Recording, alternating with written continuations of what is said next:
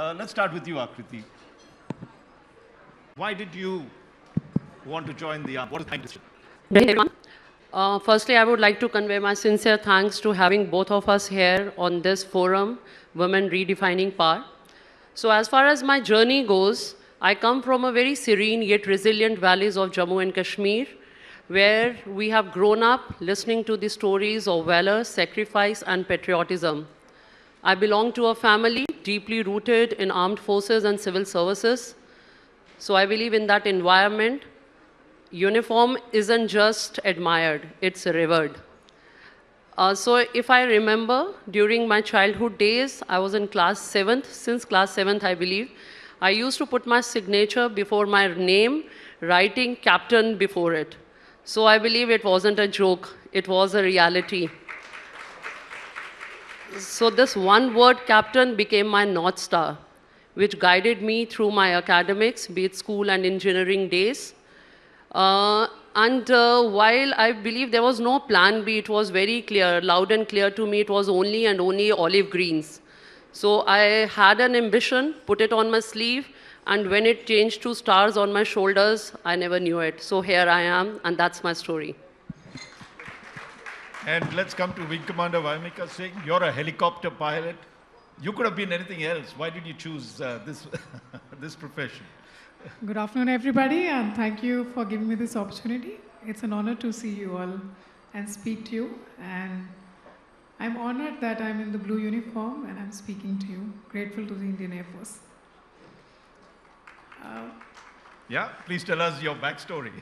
So my story, I'm the first one from my family to enter the armed forces.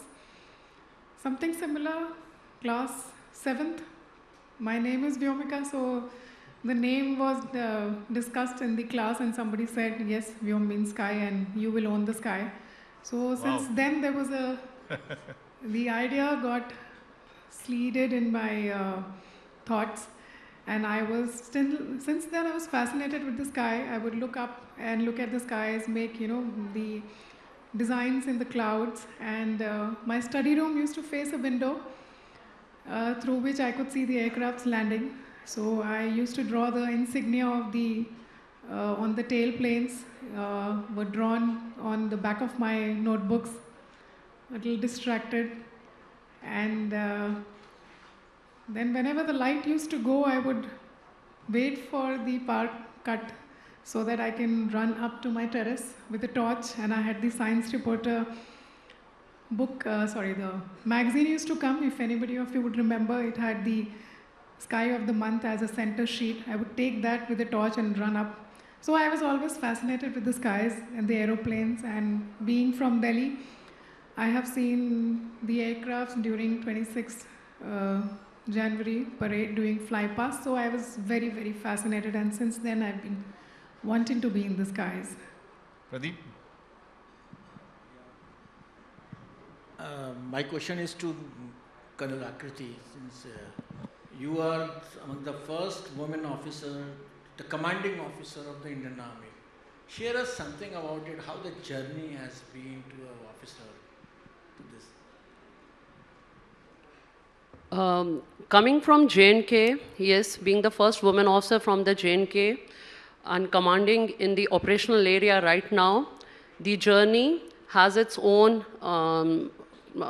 plus and minuses, but I believe in Army, we don't generally talk about minus because there are nothing much. It's all we turn into the positives that we have. I believe the changing phase and the challenges that I had initially were in Army, we actually don't have any challenges because we believe in actions rather than by words. We work for it so that there are no challenges that come our way. I had a privilege of working with mechanized infantry and the air defense regiments, which are deeply operational environment and deeply rooted in their high-stake environment that they are deployed in. Apart from a technical role, which I am trained for, I got an experience to go beyond my own role and see what the combat actually feels like. I also got an opportunity to represent India in United Nations Peacekeeping Mission, which gave me a multi-dimensional role to the various other armies, how they work. And now myself, when I'm commanding in an operational area, these all roles have actually defined one thing and have strengthened my belief that leadership isn't defined by just by comfort, but your presence in adversity, in action, and in service. So I believe it sums up all. Pradeep?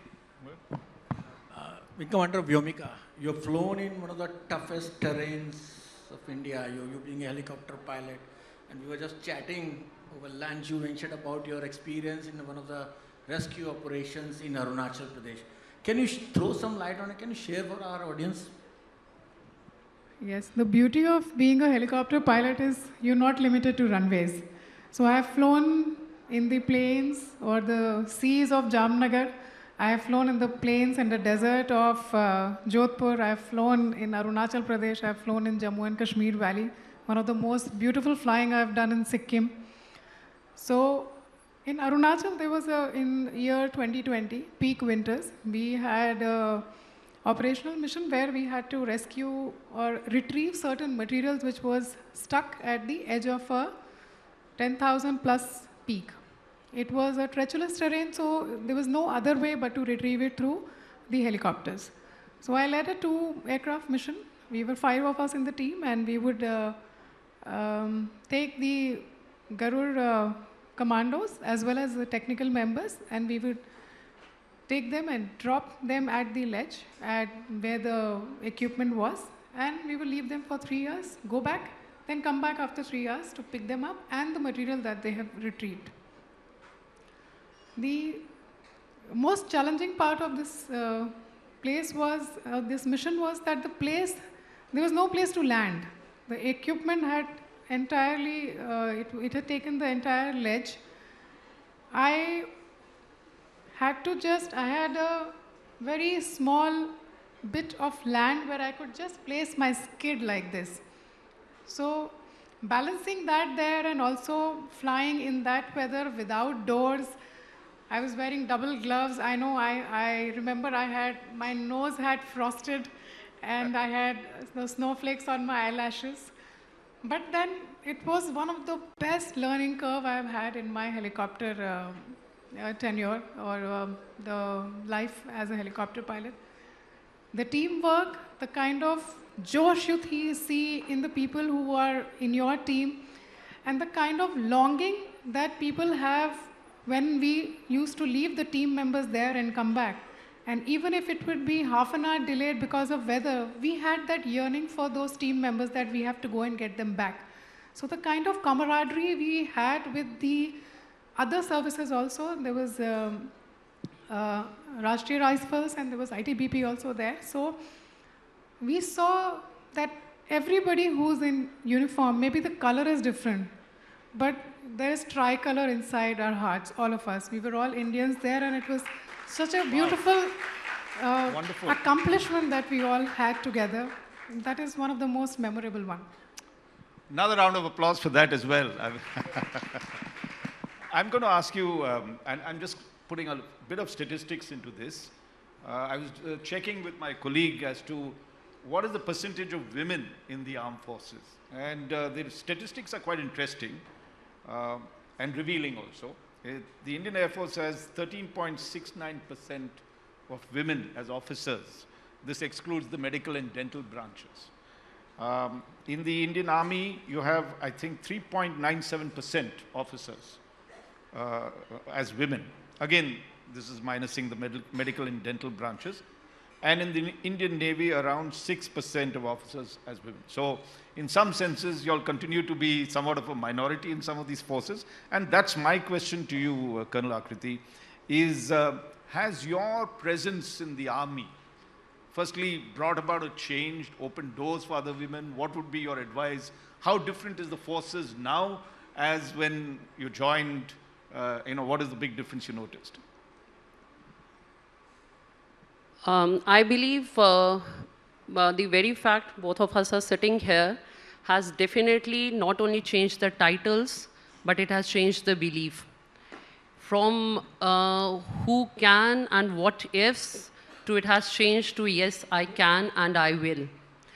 I believe not only the women and even the young generation, after seeing all of us, though being lesser in number, it's just a matter of time when this number is going to change, and it will definitely change. There is no doubt about it. Indian Army is already onto the path of progression, transformation, and the change this country is going to see soon. All the women who are there initially, it has changed a narrative also, I believe. Earlier it was women can only join, but now they can lead, they can command, and they can transform. Excellent. And can I get Wing Commander, Vyomika Singh into this, and what are your experiences? See, my experience has been, I have been surrounded with a lot of strong women, my mom being one. And it is all happening in phases. If you see, earlier there were no engineers. When I went to the engineering college, in my first semester, out of 50 students, we were just 2 women. So it is taking time. But yes, you have to appreciate the fact that yes, it is opening. And the Indian Air Force has now opened door in all the branches, in every place. Rather, we were discussing before this that now in Sainik schools also, where it was never thought of that you will take girls who were in 6th class to go to a Sainik school, कि वो बड़े होके सैनिक बनेंगी. But that is also becoming a possibility now.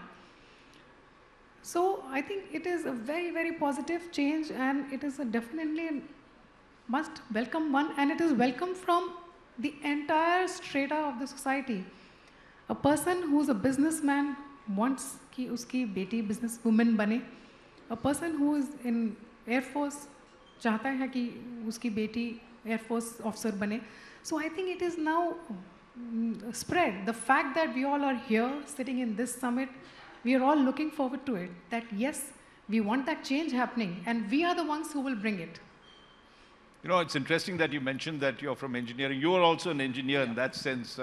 Again, when you look at there also, there was a lot, as you're saying, you were 2 women out of 50. What is it that engineering brings to your, I know you've taken that as one of your core strengths that's there.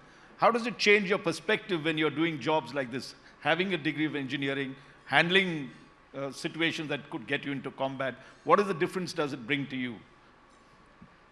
Being an engineer and commissioned into the Corps of Electronics and Mechanical Engineers, I believe what I learned, I'm able to do.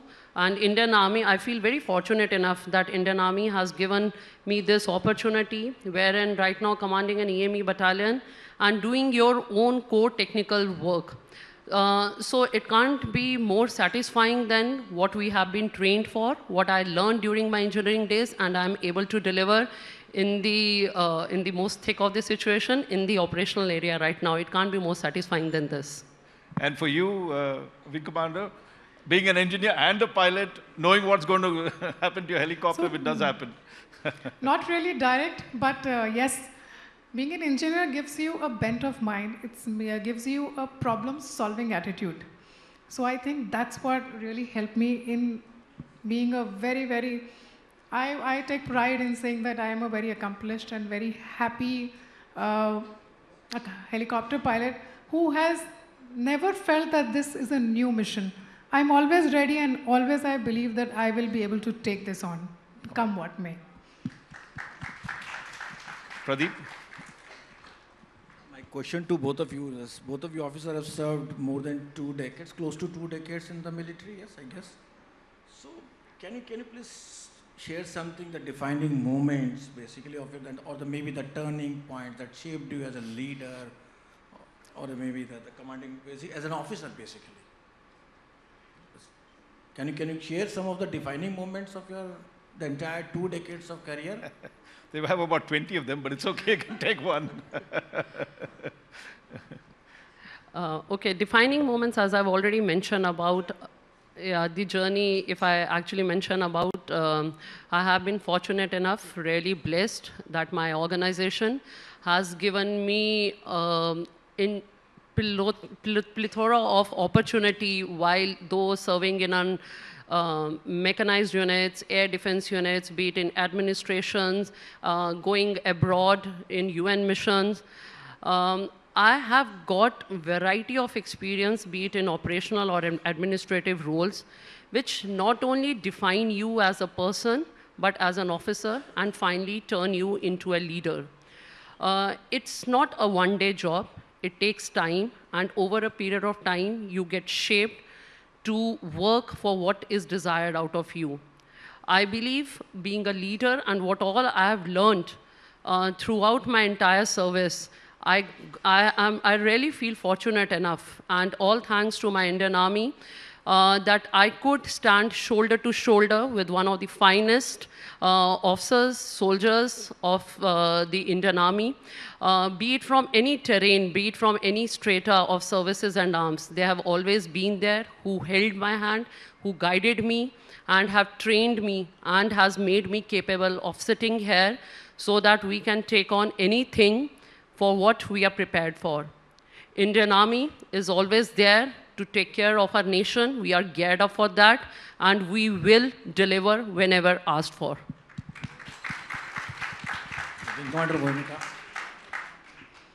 So, I think every step we take in uniform, and every step we take, a learning step, is a turning point. It's a defining moment. Every day you're changing. You're not the same person that you were yesterday. So, I learned something very early in my helicopter piloting. So after commissioning my first posting, I was in Jodhpur, and then we had a caseback that I had to do from far place near Jaisalmer. So I had to airlift a army jawan who got a head injury, and there was no hospital facility in Jaisalmer which could treat him very urgently. So we had gone to pick him up and drop him back at Jodhpur Military Hospital. So when I reached there, reaching was one of the sorties, but when I went there, we saw the urgency, we saw the patient lying, and you realize it's a life and death situation. There are no chances that you can take when you're doing this. So that's when it seeped into it, the importance of the job that you're doing, and the responsibility that you have on you, and the hope that you actually are carrying of the people that you are giving your aid to. That is what I think helped you to hone your skills. That is one of the, a carrot that makes you that, yes, I have to refine. I have to be able to help everybody because you have that ability to touch those lives. You have the ability to save precious lives. That was one of the very first sortie. I was a co-pilot only, but I learned that, boss, nothing can be taken in lighter vein. Wow. And you have to become the best, because so many things will depend on you. That one day when you are required to save somebody's life, you will be able to do. That day you cannot fail them. Right. Fascinating.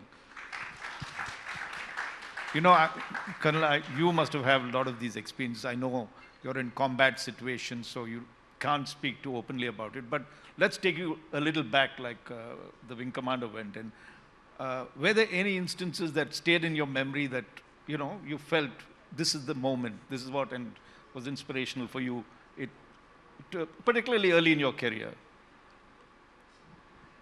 I remember when I was serving with again, one of the combat arms.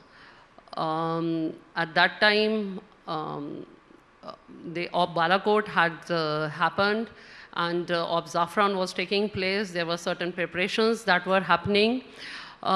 So the time, at that time, there were many incidences which took place, though I may not be able to share it out here loud and clear.